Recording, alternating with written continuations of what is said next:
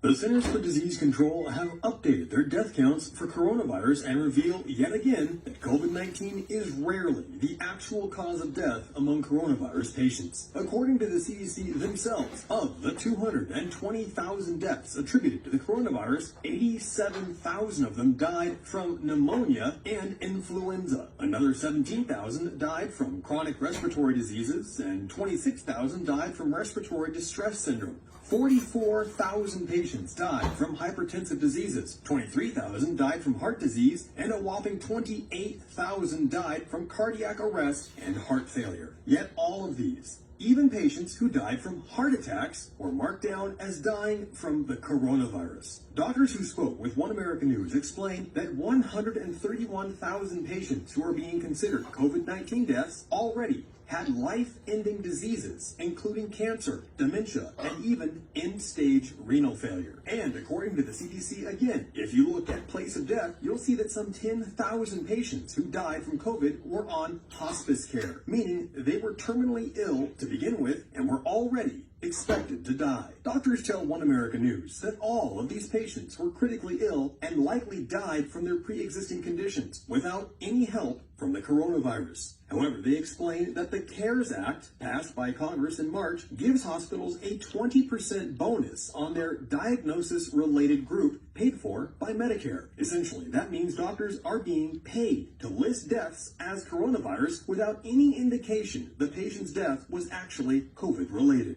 The 1918 Spanish flu is often used as an example of a comparable pandemic, and perhaps it's more comparable than most people realize, according to the National Institutes of Health and even Dr. Anthony Fauci himself. In a 2008 paper, explained that the majority of deaths during the 1918 and 1919 pandemic were not caused by the influenza alone. Instead, Dr. Fauci says that the vast majority of deaths were caused by bacterial pneumonia. Exactly what the CDC shows we're witnessing again today. The CDC backs these numbers up, explaining that coronavirus itself is responsible for just 6% of all deaths listed as coronavirus related. The other 94% of deaths are due to pre-existing comorbidities, including serious illnesses and advanced age. However, despite this report being officially published by the CDC, so far the mainstream media have completely ignored it, instead continuing to hype a pandemic that seems less dangerous every day.